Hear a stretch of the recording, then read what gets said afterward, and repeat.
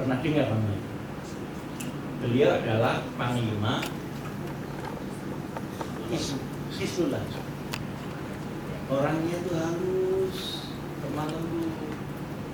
Tapi kalau perang menang.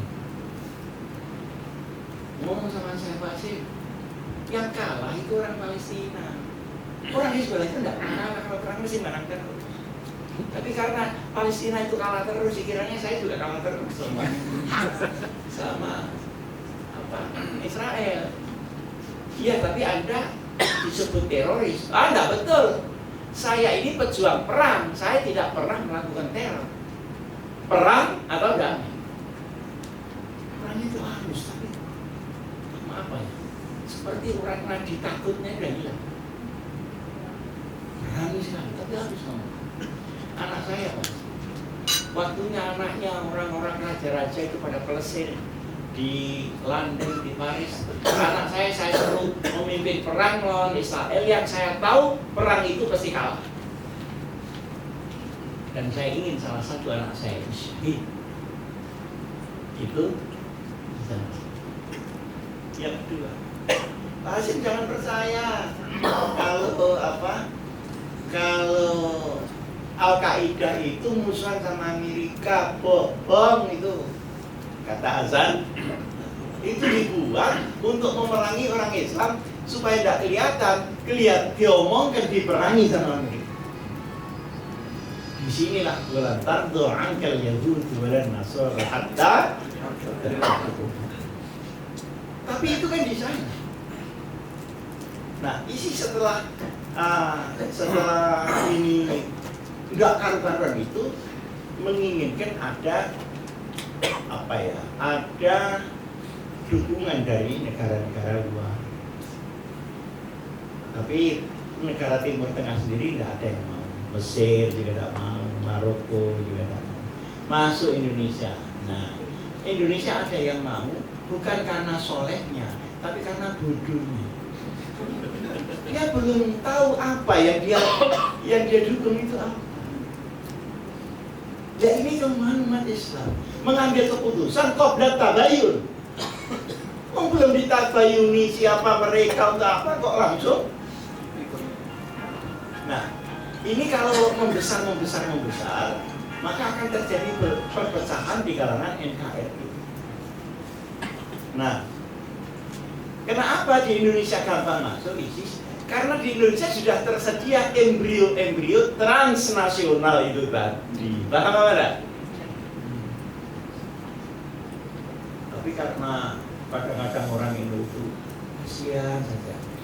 Orang itu kan orangnya kan mukhlisin, tapi jahilin. Karena ikhlasnya maka dia gampang diperdaya oleh. Nah ini mari kita untukkan kembali. Pokoknya kalau ada ISIS, ada apa? Sudah jangan ikut. Cukup tidak ikut-ikut. Perkara dia ngeributi negara, itu urusannya aparat keamanan. Tapi kita jangan bertempur di lapangan dengan mereka karena akan mengundang kekuasaan asing untuk semakin. Nah, ini tadi saya sedikit menyinggung tentang Hizbut Tahrir, Mujahidin, Ansarut Tauhid, Syiah, Wahabiyah yang ada di Indonesia.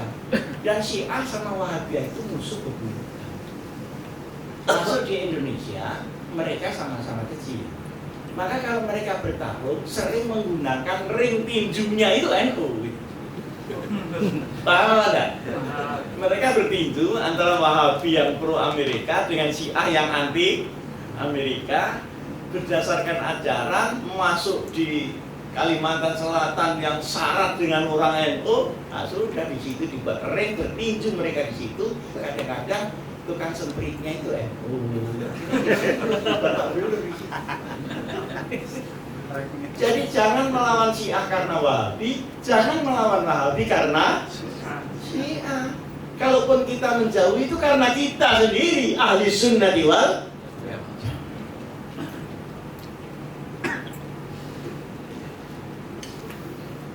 Nah, saya tadi mengatakan apa yang saya lakukan selama ini itu adalah untuk NU. Perkara ada pilek, ada pilgub, ada pilpres, itu pikiran saya juga mana yang kira-kira kita bisa menempatkan NU di tempat yang longgar. Nah, kalau sudah longgar, kita bekerja sama dengan siapa, kita bisa istifadah mengambil manfaat. Nah, waktu mau pilpres saya kan di ruangan ini juga kan. Ada yang hadir enggak ya? Kaget orang, itu pasien kok pilih Jokowi. Alasan saya karena ada jika di situ. Yang kedua, Jokowi ternyata bukan orang desa. Ibunya itu ahli pihak. Dia sendiri juga jamaahnya Habib Syekh yang ada di Solo. Nah, terus alasannya apa? Nah, kenapa saya tidak membela yang satu? Karena tahu siapa mereka. Nggak usah tabayun, nggak usah saya tahu Prabowo itu. Saya juga tahu PKS itu bagaimana. Ya, bagaimana. Kalau saya meletakkan NU bersama yang satu ini, itu saya kira kita tidak akan memimpin, kita akan dipimpin. Itu masalahnya. Nah, ini yang saya diserang habis-habisan seakan-akan saya tidak ukhuwah Islam. Loh, saya mau ukhuwah Islamnya kalau Anda mau mengikuti manhaj. Nah, kalau manhaj nanti harus saya korbankan ikut sampean yang transnasional ya nanti dulu. Wong di mana itu di masjid saya itu juga dipakai halaqah, garis-garis keras. Tapi saya ingin mereka menjadi Indonesiawi. Bukan saya yang harus jadi teror. Nah, lalu yang kedua, kalau kita bareng sama orang-orang nasionalis, itu agama akan diserahkan itu. Bener tak? Tapi kalau kita bareng orang-orang itu diserobot itu terus Pak. Masjid hilang, nanti tongkatnya hilang, lembar hilang, takmirnya yang bisa hilang, rakaat hilang, kunut hilang. Maka akhafud dararain saya di sini. Nah, alhamdulillah Allah memberi kemenangan. Tapi ingat ya, ini akan diganggu terus. Nah, ini ya jangan disebarkan. Itu orang-orang kafir. Ini akan diganggu terus. Tapi saya yakin bisa mengatasi gangguan itu karena saya ngerti yang di pribadinya Jokowi itu orangnya ikhlas dan tidak pamrih. Orang yang tulus seperti ini adalah munahnya. Saya kan habis ngantarkan karena mau mengantarkan kalau presiden yang jadi ya pakai sepatu saya pakai jas tahunya dia sendalan jepit ya akhirnya ganti saya sepatu ganti sandal waktu sampai di Cina itu biasanya kalau saya turun itu di Bapak dijemput sama anak-anak NU yang di sana ya. Lalu di vape sehingga nanti imigrasinya bareng Jokowi Pak antrinya di imigrasi umum jadi 2,5 jam ngantri. Saya tegur Pak Jokowi, saya itu kalau di sana loh tempatnya di sini. Awak Pak Jokowi tidak menghubungi konjen Jika supaya diatur. Jawabnya begini, ya asalnya pengen begitu ya ini, tapi lama-lama saya mau. Karena yang umur ini kan Jokowi kan bukan umur. Waduh dia begitu kepukul juga.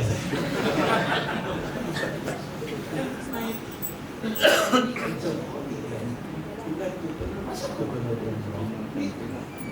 nah udah habis itu sampai di Mekah saya berdoa Sampai nanti kalau tidak jadi gimana?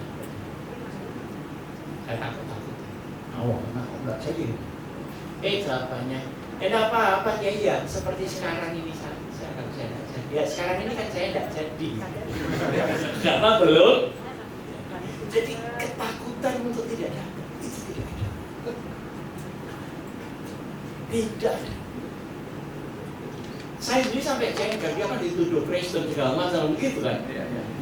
Nggak jawab kan? Saya kata, itu gimana kalau saya nggak jawab? Kiai ini susah mau mendukung sampean. Nah jawabnya gini. Ya kalau saya yang jawab kan nggak maju. Nah, terus ya kiai yang jawab. Itu kok saya. Terus kapan sampean minta saya jawab? Kan enggak juga. Ya saya tunggu masa enggak jawab-jawab. Ya akhirnya jawab juga kan kiai gitu. Jadi enggak tahu ini ada apanya. Dan dia itu kalau secara zohiriyah sugi jadi presiden gimana sih? Uang tidak punya, partai tidak punya, muka tidak meyakinkan. Beneran ada? Tidak pakai ada seperti itu. Ini orang sudah jadi itu partai yang ngusung juga tidak sungguh-sungguh, iya kan? Anunya kan tidak sungguh-sungguh kampanyenya, masih sungguhan saya. Karena saya tahu apa yang saya bela. Nah, kemudian kok bisa partai memberi kebenaran? Difitnah begitu rupa. Kok padahal musuhnya itu adalah tokoh-tokoh kelas berat. Nggak ada yang kelas ringan. Ada yang kelas dulu, kelas bantang, kelas berat, bicara. Hatta jasa raja. Terus apa itu? Ratu Amin Artis. Radhiyallahu anhu. Tanjung. Ada Surya Karma. Ada MTK, ada PKS. Kok kalah? Padahal ya cuma dia dibilang ya biar saya enggak apa-apa gitu. Jadi rumah budutnya dia enggak apa-apa. Jadi saya memikir kelihatannya ini ada makmum. Mungkin saja marah maza aradallahu bihadzal masal. Sebetulnya Allah menghendaki apa dengan fenomena aneh? Yang mungkin orang-orang Indonesia suruh sadar. Jangan serahkan uang banyak-banyak. Kalau berpuasa jangan gaya banget. Seakan-akan paling puasa. Seakan-akan ini tazkirah. Yang kemudian ini kira-kira semua kan saya bukan wali Allah. Saya ini wali-wali daya.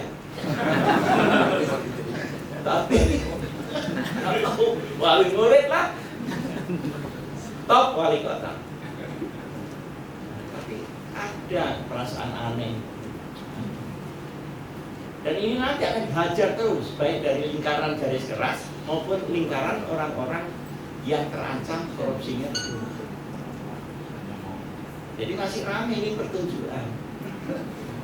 Tetapi dengan adanya kemenangan ini longgarlah posisi hari ini. Kita tidak menjadi umat mayoritas yang ditekan oleh minoritas Islam. Nah, tinggal mengisinya seperti apa. Kan dulu kalau Jokowi menang itu menteri agamanya siapa? Syiah. Menteri agamanya apalagi liberal, kan begitu isu-isu dulu ya. Enggak. Sekarang saya tidak menjamin menteri agama akan diberikan kepada NU dan itu sudah sorry. tapi saya belum tentukan siapa nama orang. Nah, tapi ini jangan hanya ditepuk tangan.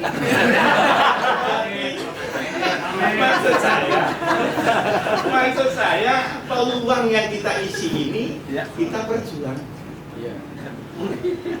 Bagaimana orang-orang nasionalis itu kita isi agama yang rahmatan lil alamin sebelum keserobot yang fitnatan lil.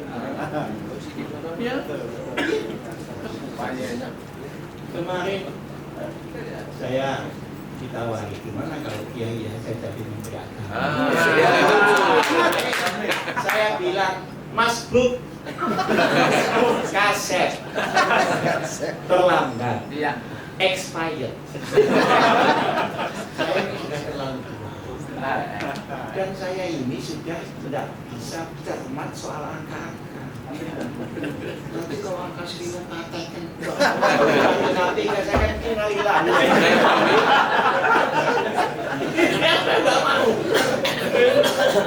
Lalu kalau saya sedang ngaji terus dipanggil presiden kan kacau. Kan harus datang bang. Kalau dipanggil presiden masih lumayan. Kalau dipanggil komisi DPR yang anak kecil-kecil itu, kemudian di situ saya dimarah-marahi kan repot, Pak. Kalau ada DPR PKB yang masih kerucuk-kerucuk, enggak sih. Tapi insya Allah dalam waktu 2-3 hari ini kemungkinan sudah ada pengawasan. Saya biar yang menjagai ini loh. Ini siapa yang menjaga di masyarakat supaya NU-nya tidak kena virus, kita siapa? Kalau Menteri Agama rebutan. Tapi kalau bapak-bapak mau mengajukan boleh. Boleh. Ada waktu 2 hari. Karena tanggal 17 Agustus itu terakhir, 8 Agustus